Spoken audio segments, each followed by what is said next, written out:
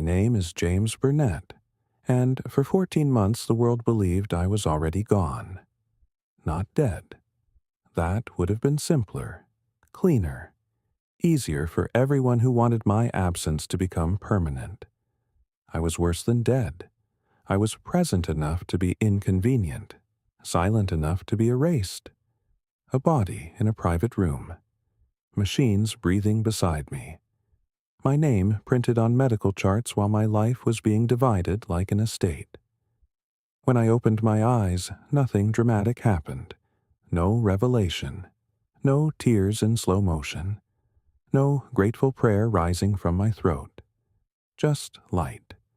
Thin winter light through half-closed blinds. A headache like a nail behind my right eye. The smell of antiseptic and wilted flowers. A nurse who dropped a plastic cup when she saw me looking back at her. That was how I returned. Not as a miracle, as a problem. The first face I recognized was not my wife's. It was not my brother's either. It was an old cardiologist named Levin who had treated my father years ago. He stood at the edge of my bed and spoke to me in the tone men use around the newly resurrected and the very rich. "James," he said softly, "you've been gone a long time." I tried to answer, but my throat had forgotten speech. I managed only a dry sound and a twitch of my hand. He leaned closer. One step at a time. But time was the first thing I no longer trusted. Later, when they told me what month it was, I stared at the ceiling and understood something before anyone explained it. No one keeps a throne empty for a sleeping man. Not in family, not in marriage, not in business. Especially not when the man waiting closest has spent his whole life measuring himself against you. My brother Adrian had always hated me in the polished, civilized way that passes for love in wealthy families. He smiled at my wedding.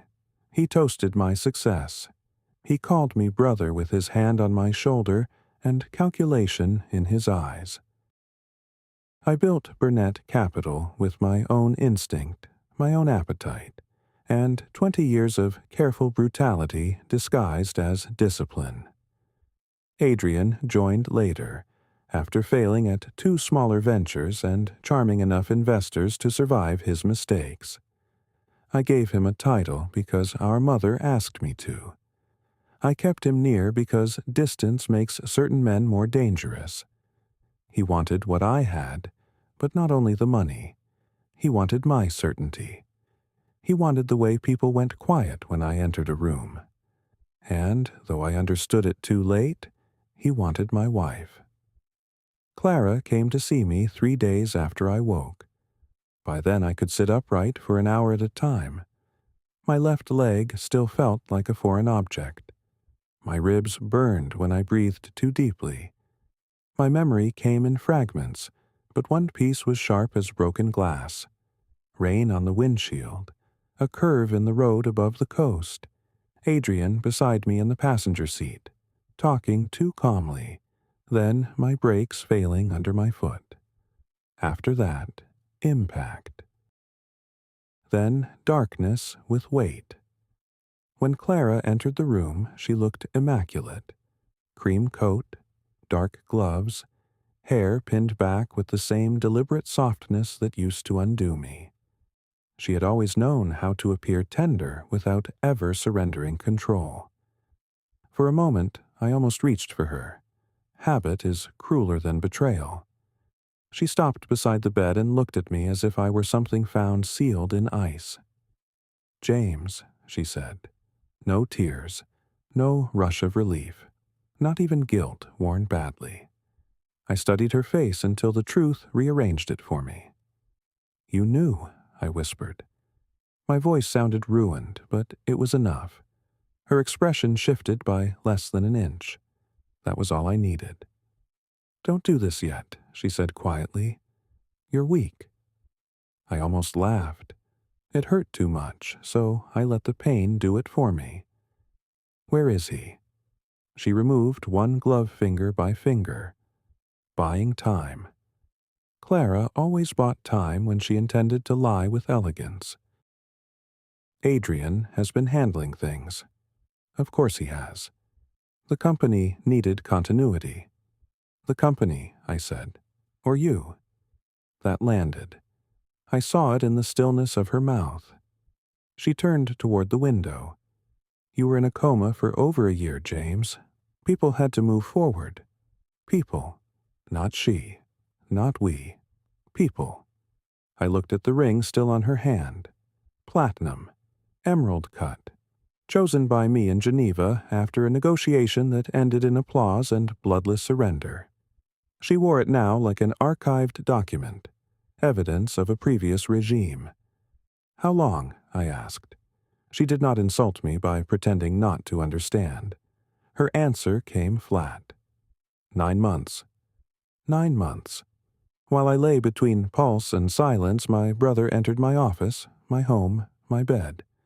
I turned my face away from her because rage, when it is real, becomes very quiet. She stepped closer. James, listen to me. Adrian is not trying to hurt you now. Everything is complicated. Legally, financially. I looked back at her. Did he tell you that? Her silence said yes. That was Adrian's gift. He could dress theft as management, lust as inevitability, betrayal as administrative necessity. He never broke a thing openly if he could persuade others it had simply changed ownership. I watched Clara carefully then, and I saw something I had missed for years. She was not frightened of losing me. She was frightened that I had returned before the paperwork was finished. That steadied me, because fear is useful, not the loud kind, the refined kind, the kind hidden beneath silk and good posture. When she left, she kissed my forehead like a widow visiting a difficult grave. I let her. That evening, Dr. Levin asked whether I wanted my attorney contacted. I said no, not yet. A man learns a great deal when people think he cannot stand. More when they think he cannot remember, and most of all when they believe gratitude will make him soft. Over the next 10 days, I listened. Nurses talked. Administrators gossiped. Visitors spoke in corridors. My assistant, Mara, came twice and cried once, though she tried not to. She was the first honest thing I had seen since waking. From her, and from the fragments she thought she was protecting me from, I assembled the outline. Adrian had assumed interim control within 3 weeks of my accident. By month 3, he had my signing authority through emergency provisions buried in governance documents I had approved years earlier. By month 5, he had moved into my house to support Clara. By month 8, most people in our circle had stopped lowering their voices about them. By month 12, Bernett Capital no longer felt like mine in any room except the legal registry. He had not only taken my place, he had rehearsed being me. That was the part I could not forgive. One night, after the ward had gone still, I forced myself out of bed and stood at the window with one hand on the frame and the other pressed against the pane in my side. Snow was falling over the city, quiet, methodical, like a cover-up. I stayed there until my legs shook. Then I made my first decision as the man they thought had vanished. I would not confront Adrian in anger. I would not beg Clara for truth already written on her face. I would not return loudly. I would return the way men like my brother fear most. Slowly, legally, and in full view. Let him keep my chair warm a little longer. Let him wear my suits, sleep in my bed, sign my name from memory. A thief always mistakes possession for victory. He forgets that some things do not belong to the hand holding them. They belong to the hand that built them. And I was finally awake. Recovery teaches you what power really is. Not speed, not force, not charisma. Power is patience with a deadline. By the third week, I could walk the length of the private corridor without assistance. Slowly, but without assistance. That mattered to me more than the scans, more than Levin's careful optimism, more than the congratulatory tone people use when a man survives something they had already converted into memory. My body was relearning obedience. My mind had not forgotten it. Mara returned on a Thursday evening with a leather folder and a face too composed to be natural. She waited until the nurse finished adjusting the monitors, then locked the door behind her. That was when I knew she had chosen a side. She placed the folder on my bed. I shouldn't be here. No, I said. You should have come sooner. A flicker of guilt crossed her face. I almost regretted it. Almost. I didn't know who was watching, she said. Adrian replaced half the executive staff within 6 months. Legal, compliance, investor relations. Everyone smiles more now. That's usually how I know things are worse. I opened the folder. Board minutes.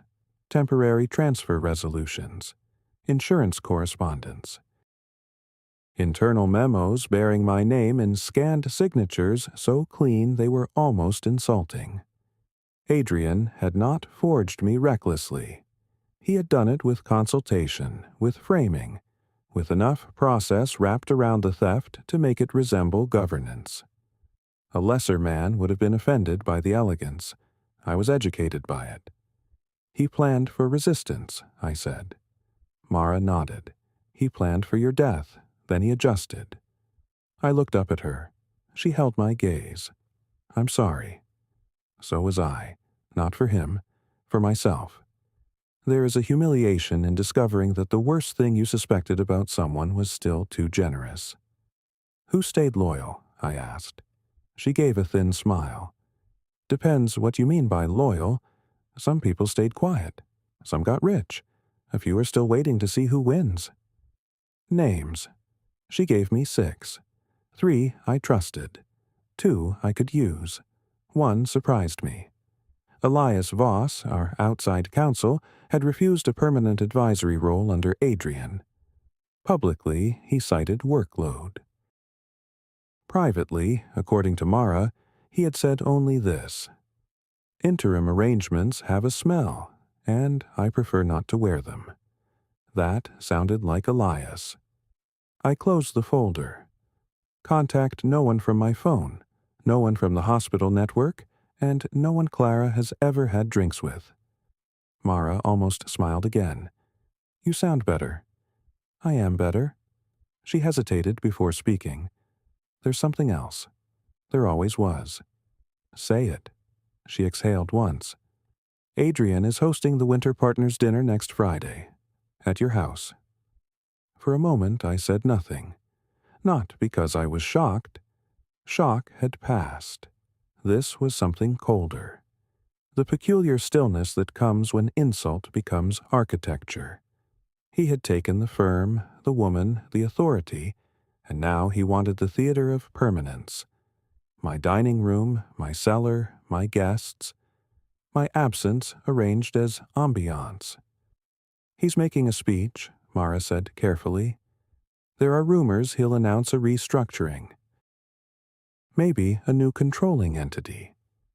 I looked out at the dark glass of the window. My reflection had changed in the hospital, thinner, sharper, less forgiving. He wants legitimacy, I said. He wants blessing, she replied. That was the better word. After she left, I called Elias from a number registered to a holding company no one in my family remembered existed. He answered on the second ring. Tell me you're dead, he said. Not tonight. A pause. Then a soft breath that might have been laughter or relief. James. You knew? I suspected.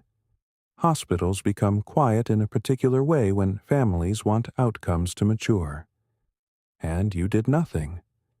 I did several things, he said, none of them useful without a client capable of sitting upright.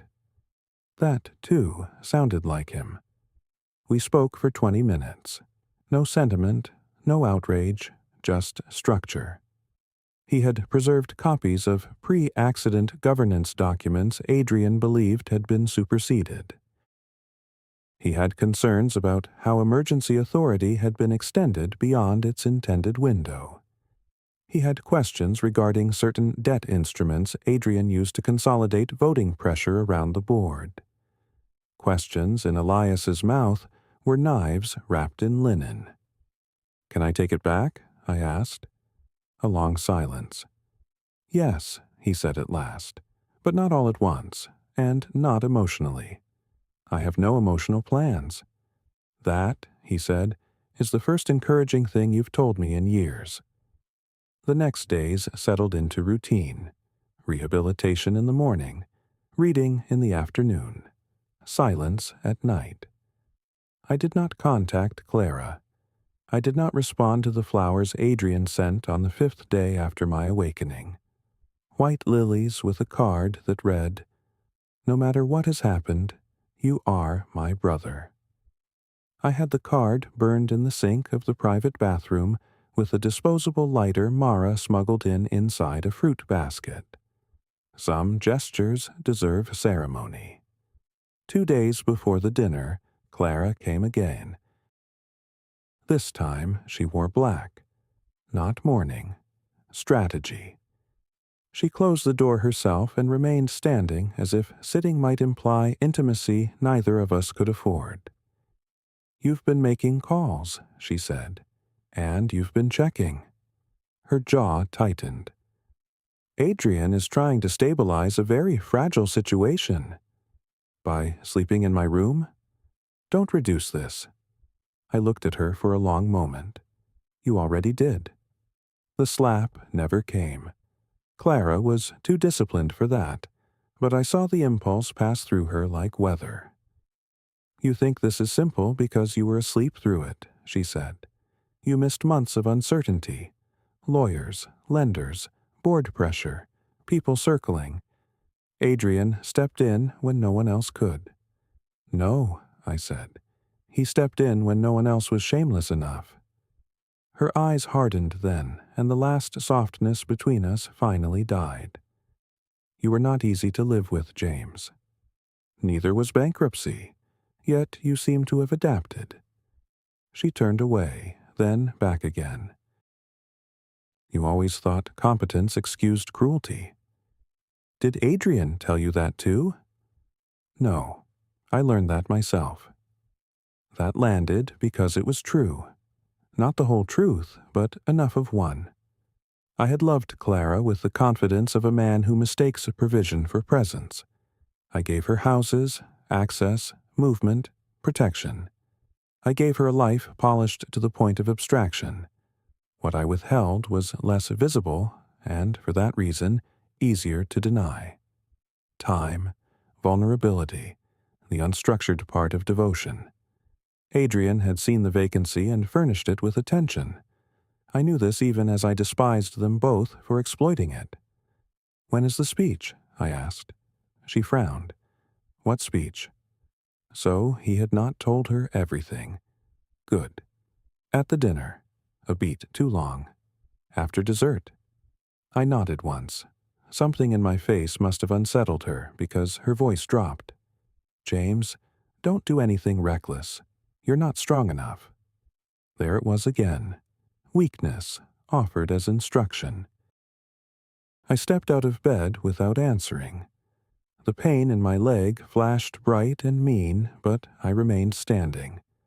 Clara watched me, and for the first time since waking, I saw uncertainty move through her cleanly. "I'm stronger than he remembers," I said. She left without another word. The afternoon before the dinner, Levin signed my discharge papers under protest selective enough to preserve his conscience. Mara brought clothes from the apartment I still kept under a separate company lease. Dark coat, gray suit, no tie. I looked like myself if memory had been edited for severity.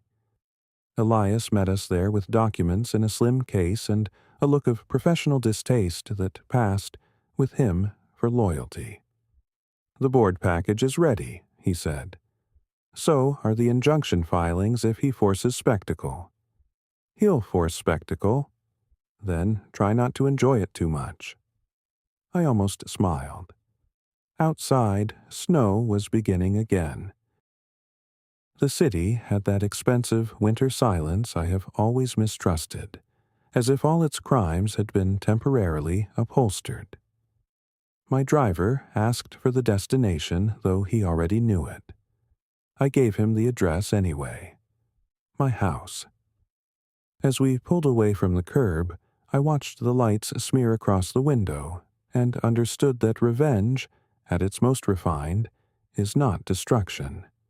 It is restoration with witnesses. And by the time Adrian raised his glass that evening, ready to bless the future he had built from my absence, I was already on my way to take the room back. The gates were open. That was the first insult. Not because Adrian had forgotten security, because he wanted ease, flow. Cars gliding up the drive, guests stepping out beneath the lamps, the house receiving them as though it had always belonged to him. He understood appearances. He always had. He knew that ownership becomes believable once enough people arrive dressed for it. My driver pulled to the curb beneath the front steps. Through the windows, I could see movement, candlelight, the measured drift of waiters in black jackets. My dining room was full. The long table beneath the Murano chandelier. The silver from my mother's estate. The crystal Clara once told me was too formal for modern life and now used to flatter a room she no longer had to earn. For a moment I remained seated. Not from hesitation, from discipline. There is a difference between returning and arriving. Returning is emotional. Arrival is strategic. Elias sat beside me with the leather case across his knees.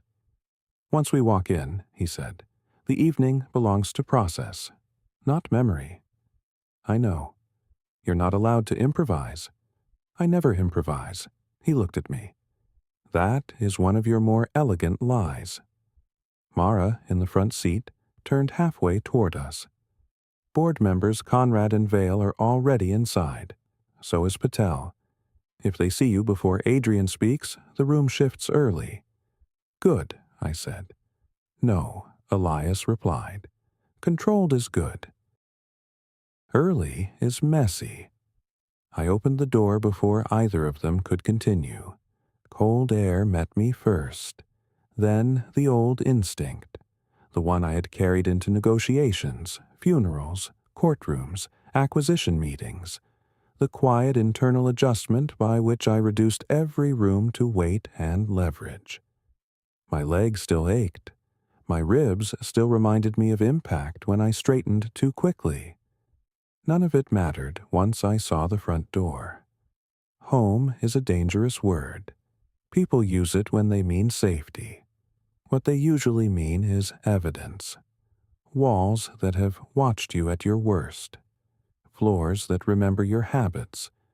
Doors that know the shape of your hand before you touch them.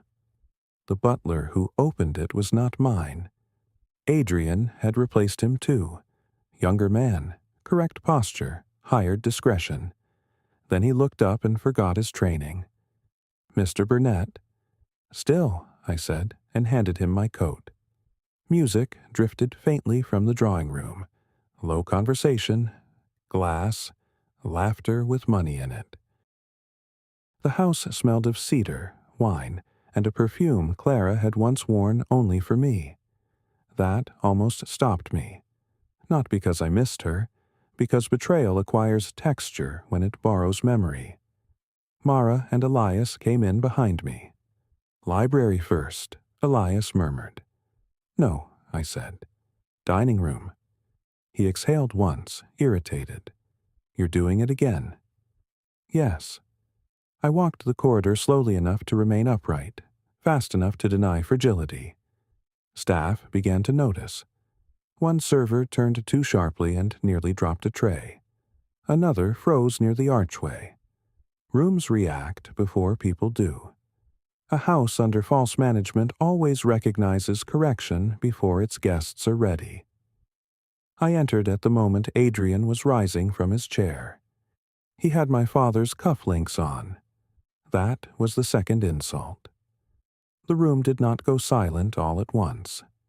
Silence moved across it in sections, like cloud shadow over water.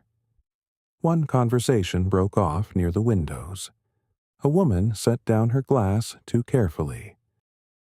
Conrad half stood, then stopped.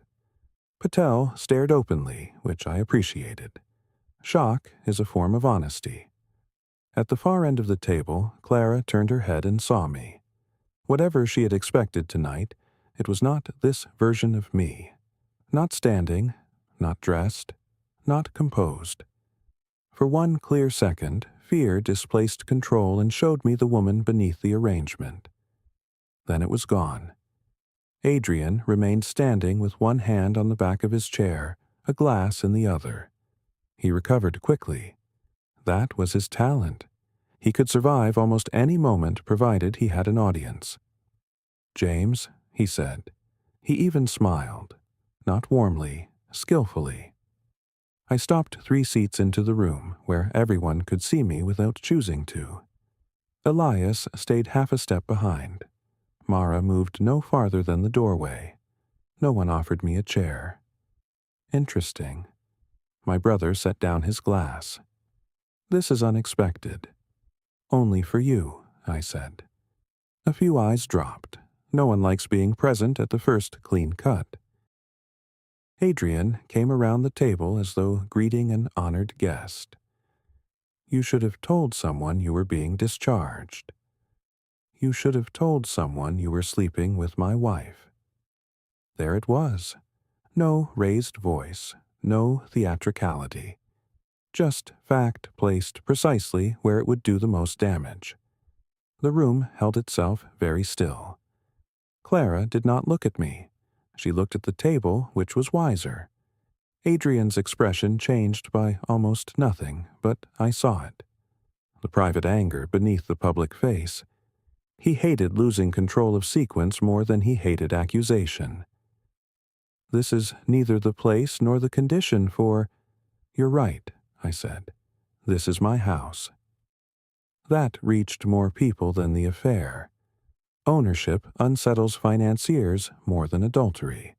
Affairs are ancient. Property is actionable. Conrad stood then, fully this time. "James, perhaps we should move this into the library." "No," Adrian said, too quickly. Elias took one measured step forward. "I think the library is exactly where we should go." Adrian looked at him and smiled, the way men smile at lawyers they intend to replace. "You are not counsel to the company." "Not lately," Elias said, "though I remain counsel to Mr. Bernett personally, which is awkward for everyone except me." A small sound moved through the room. Not laughter, recognition. I watched Adrian carefully. He was calculating paths now. Delay, reframe, minimize. He would try to turn me into a recovering man confused by trauma, hurt by appearances, unfit for conflict. He had likely been building that version of me for months. So I denied him the first brick. "I remember the road," I said. That stopped him. Not the room. Him. Rain. Curve. Brake pedal collapsing under my foot. His hand tightening on the door handle a full second before impact, as if he had known what was coming. I did not say all this aloud. I did not need to. Suspicion is often more effective when left standing in expensive air. Clara finally looked at Adrian. Good. He recovered again, but slower. "James, you've been through an enormous physical ordeal. No one here wants to exploit confusion." "Then it's fortunate," I said, that I'm not confused. I held out my hand without turning. Elias placed the case in it. I set it on the dining table between the wine and the flowers Clara had chosen. Then I opened it and removed 3 documents: emergency governance provisions, original voting restrictions, notice of board challenge. Paper is still the most civilized weapon. This dinner, I said, looking around the room, appears to have been arranged as a celebration of continuity. It is not continuous. Interim authority expired months ago. Several actions taken in my name are now under review. Any restructuring discussed tonight will carry personal risk for everyone foolish enough to endorse it before council examines the chain of authority. No one reached for their glass after that. Patel was the first to speak. Are you saying the board was misled? I'm saying, I replied, that my brother has always been most persuasive when standing in someone else's place. Adrian's face went flat. A dangerous look on some men, on him merely revealing. Careful, he said softly. There are warnings that intimidate and warnings that confess. His did the latter. I stepped closer until only the length of the table remained between us. No, I said. You be careful. The house had gone utterly still now. Even the staff understood something larger than scandal was passing through the room. This was not family drama. It was succession turning in reverse. Clara rose at last. Enough. I looked at her and saw with surprising calm that whatever bound us had already become historical. Pain remains personal for a while. Then, if one is lucky, it becomes administrative. You're right, I said. Enough is exactly the word. I gathered the documents and handed copies to Conrad, Patel, and Vale. Finish your dinner, I said to the room, or don't. But nothing further happens in this house or this company without me. Then I turned to Adrian. And when we speak next, I said quietly, so only he and Clara could hear, there will be no audience to protect you. He held my gaze. I saw hatred there now. Real hatred. Not sibling rivalry polished for public use. Something older. Hunger denied too long. Good. At least now he was honest. I left the dining room before anyone could answer, crossed the corridor, and entered the library that still smelled faintly of my cigarettes, from winters I barely remembered. Elias followed. Mara closed the door behind us. For a few seconds, none of us spoke. Then Mara let out a breath she had been holding all evening. That, she said, was not subtle. No, Elias replied, watching me carefully, but it was effective. I stood at the window, looking out over the dark lawn, the snow beginning again, thin and exact.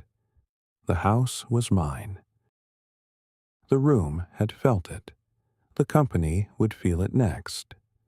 But Adrian was still inside. And men like my brother are most dangerous at the precise moment they understand the performance is over. Adrian did not come to the library immediately. That told me 2 things. First, he was still trying to salvage the room. Men like him never abandon the audience until the applause is impossible. Second, Clara had remained with him. Not out of loyalty, I thought, out of instinct. People stay near collapse when they believe they can still influence its shape. Elias poured himself a drink from the cabinet I had stocked years ago and never finished. He did not offer me one. He knew I would refuse. What happens now? Mara asked.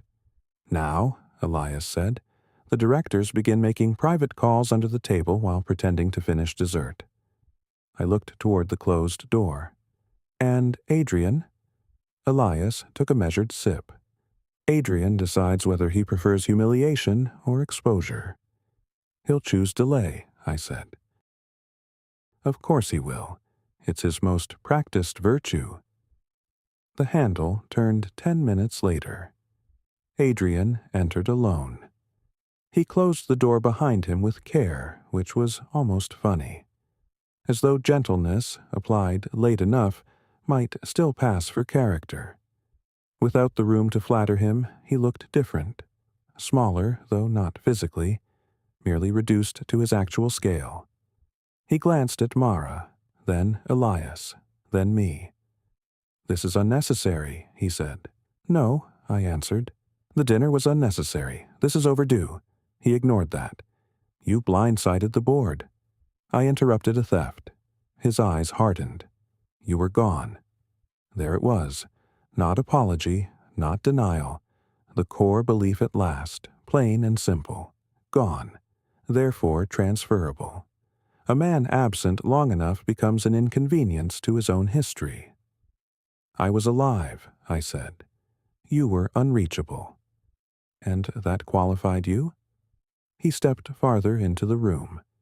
"Someone had to act." "Then you should have acted like a brother." "Not a scavenger." For the first time that evening, anger broke through his polish cleanly. "You always did this," he said. "You made everything sound moral because you won first." I watched him in silence. He laughed once, without humor. "Do you know what it was like growing up next to you? Father looking at me and seeing the weaker copy. Investors hearing my last name and waiting for your voice. Every room already arranged around your certainty. Even Clara." He stopped. Not because he regretted it, because he hurt himself. "Yes," I said, "even Clara." He looked away toward the window. "She was lonely. Were you?" That landed harder than accusation. He turned back sharply. "You don't get to make yourself innocent." "I haven't." And that was the truth between us. I had not been a gentle husband. I had not been an easy man to love. I had built my life with the cold concentration of someone who believed devotion could be outsourced to security, comfort, and provision. Clara had wanted warmth where I offered structure. Adrian had offered attention where he intended conquest. Both things could be true, but truth does not distribute innocence equally. "You tampered with the car," I said. He held my gaze. No denial, just a slight movement in his jaw, the kind that means calculation has finally reached its edge. "I didn't know it would go that far," he said. The room became very still. Mara looked down. Elias set his glass aside. I felt nothing dramatic. No rush of vindication. No fire. Only a strange, cooling precision. Suspicion hurts. Confirmation clarifies. "You knew enough," I said. His voice dropped. "I wanted leverage. I wanted you frightened. I wanted one negotiation in this family where I was not already beaten before I opened my mouth." "So you chose murder with softer language." "That's not what happened." "It is exactly what happened. You simply failed at it." He took a step toward me. Elias moved before I did, subtle but unmistakable, placing himself just enough in the line between us to make the next moment expensive. Adrian saw it and stopped. "You think you've won because you walked back into one room," he said to me. "You haven't seen the numbers. You haven't seen the debt, the promises, the investors I had to manage after you disappeared. After I was put in a coma." He exhaled sharply. "You think the company is still the same company? It isn't. You built the old Bernett capital. I built the version that could survive you." I considered him then, more carefully than I ever had when we were younger. That may have been my first real mistake with Adrian. I had mistaken resentment for weakness. In truth, resentment had made him industrious, patient, adaptive, dangerous in the way failed men sometimes become when they stop seeking approval and start seeking replacement. "What did you pledge?" I asked. He said nothing. "What did you sell?" Still nothing. Elias answered instead, calm as winter. A series of private guarantees, aggressive credit lines, side arrangements with two funds who value speed more than governance. He built control on pressure. That is why tonight mattered. He needed public blessing before the structure began to crack. Adrian turned toward him with open contempt. "You sanctimonious parasite." Elias smiled faintly. "I bill for sanctimony. Parasite is complimentary." I almost smiled too, but the moment passed. There was a knock at the door. Before anyone answered, Clara entered. She looked from Adrian to me and understood at once that the conversation had crossed some internal line. "What happened?" she asked. "No more than you expected," I said. Adrian's face changed when he looked at her. Not softened, exposed. He had wanted her as proof of victory. Perhaps he even believed in the cheaper part of himself that possession had become love somewhere along the way. Clara sensed the shift and hated it. That was the first honest thing I had seen in her all night. "Tell me this is still manageable," she said to Adrian. He didn't answer, so I did. "It isn't." Her eyes came to me. "What are you going to do?" The answer once might have been crueler. Once I would have wanted spectacle, ruin, public hunger fed to the bone. But the coma had done something I did not expect. It had stripped away appetite from certain fantasies. When you have already spent months unable to lift your own hand, revenge loses some of its theatrical charm. You begin to prefer outcomes over performances. "I'm taking back the company," I said. "Tonight, the board gets notice. By morning, the emergency authorities are frozen. By Monday, your accounts and Adrian's communications are under review. After that, whatever remains will depend on what the auditors find and what the prosecutors decide to care about." Clara went pale at the last word. Adrian stared at me. "You'd destroy your own name to hurt me?" "No," I said. "I'd survive what you did to it." He laughed then, though there was nothing left in it. "And Clara? What happens to Clara?" I looked at her, and for the first time in years, I saw her without the architecture of desire around her. Just a woman who had mistaken dissatisfaction for permission and security for permanence. "Clara will leave this house tonight," I said. "She can keep the apartment in Milan. The rest gets negotiated by attorneys who still remember what discretion costs." Her chin lifted slightly, pride returning on instinct. "You're being generous," she said. "No," I answered. "I'm being finished." That hurt her more than rage would have, which, I admit, I understood immediately. Adrian moved toward the desk, then stopped, both hands braced against the polished wood. He looked suddenly tired.